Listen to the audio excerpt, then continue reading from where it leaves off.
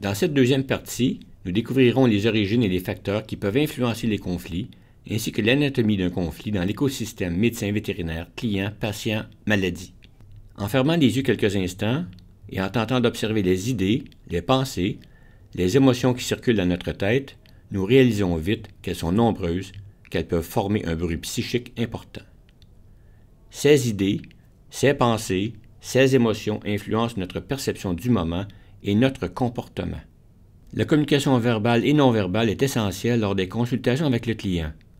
Alors, voyons comment faire en sorte de gérer correctement ce bruit, gérer vos émotions et, finalement, avoir la meilleure communication possible. Le conflit est souvent inévitable.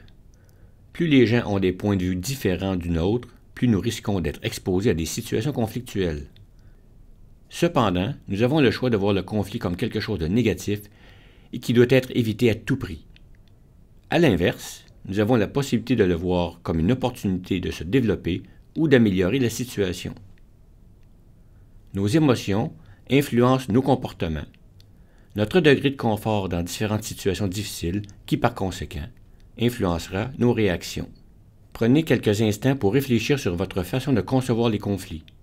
Qu'est-ce qui vient vous chercher émotivement? Comment vous vous sentez lors de ces situations? Êtes-vous une personne aux réactions plutôt défensives ou compétitives? Êtes-vous plutôt de nature à éviter les conflits? Êtes-vous une personne accommodante et prête à faire plusieurs compromis? Ou enfin, êtes-vous plutôt de nature à rechercher la collaboration? Souvent, un conflit surviendra quand, à la suite d'un désaccord, les individus perçoivent qu'il y a une menace à leurs besoins, à leurs intérêts ou à leurs croyances. Comme lors de toute autre forme d'interaction, il est essentiel de comprendre que l'autre partie, l'interlocuteur, peut avoir une perception différente du contenu et des propos de l'interaction. L'âge, le genre, la culture, le milieu social, l'ethnicité, les connaissances, les impressions face aux messagers et nos propres expériences antérieures sont autant de facteurs qui alimentent notre filtre perceptuel. À cela ajoutons nos pensées, notre état, notre disposition à communiquer qui peuvent influencer nos perceptions du moment. Les conflits sont une part intégrante de la vie en société. Ils sont en général perçus comme des expériences négatives causées par des circonstances difficiles. Cependant, ils sont aussi une opportunité de développement afin d'en tirer profit. Chaque personne est différente dans sa réponse émotive, cognitive et comportementale aux menaces perçues. En ayant une meilleure compréhension de nos émotions, de nos pensées et de nos réponses comportementales, il devient possible de changer notre perception et notre manière d'aborder le conflit. Bref, en devenant conscient du conflit, on est alors en mesure d'influencer positivement le cycle, mais comment? Ce diagramme présente le cycle du conflit dans le cas où un événement ou une interaction influence nos pensées. Ces pensées influencent alors nos émotions, qui à leur tour influencent nos comportements. Comportements qui, finalement, agissent sur nos interactions. En quelque sorte, les pensées ou réponses cognitives sont une petite voix intérieure, celle qui nous dit quoi penser de l'interaction. Les émotions, quant à elles, sont ce que nous ressentons face à un conflit. Par exemple, la colère, la peur ou la confusion. Concrètement, en médecine vétérinaire, on peut ainsi disséquer le conflit. Nous parlons ici d'anatomie du conflit, qui lui se retrouve dans un écosystème généralement centré sur un patient et sa maladie, et implique évidemment le médecin vétérinaire et son client. L'interaction en question prend place dans un établissement vétérinaire, une ferme ou encore une écurie. Lors de communications plus difficiles, voire conflictuelles, chaque partie, le médecin vétérinaire et le client, ont leurs propres pensées et émotions à propos de cette interaction. Chacun a son filtre perceptuel, incluant les attentes et les croyances de chacun. On peut illustrer ce schéma par une situation concrète. Par exemple, le patient, un animal qui a créé des problèmes dans la salle d'attente avec d'autres animaux. Le médecin vétérinaire, qui a une journée inhabituellement stressante ou une nuit de garde très occupée. La maladie, il peut s'agir d'un cas de diabète dont le traitement est très complexe. Le client, qui a besoin de temps pour venir à l'acceptation du plan de traitement.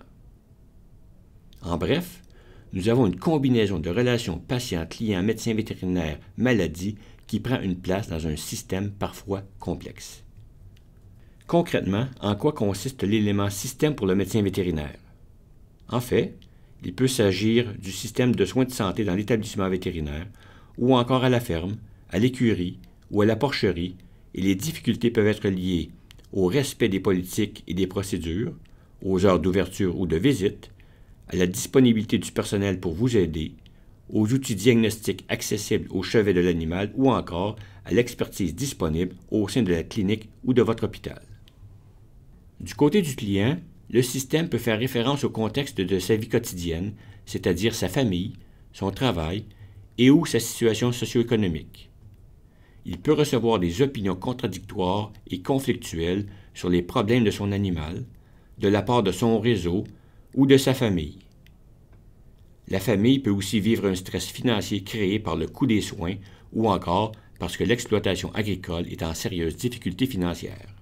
S'ajoute à ce système la présence d'attentes divergentes et de flexibilité insuffisante chez l'une ou l'autre des parties, ce qui signifie qu'un client et son médecin vétérinaire ont des avis différents sur ce qui fonctionne ou non, ce qui est nécessaire ou pas, voire ce qui peut ou ne peut pas être fait pour l'animal malade. Voici 2 exemples pour illustrer des situations potentiellement conflictuelles. Votre client ne comprend pas que vous avez besoin de réévaluer son animal avant de renouveler la prescription pour vous assurer que la condition n'a pas changé et que vous souhaitez avoir des précisions avant de la renouveler ou de prescrire un autre médicament. Alors que le client souhaite avoir des recommandations téléphoniques pour connaître la dose antibiotique à administrer, il a de la difficulté à accepter que le médecin vétérinaire souhaite examiner sa vache afin de préciser le problème avant de lui proposer un plan d'action ou de prescrire un usage judicieux et responsable des antibiotiques. Dans ces 2 cas de figure, le client pourrait percevoir le médecin vétérinaire comme quelqu'un d'inflexible et voulant faire de l'argent sur son dos.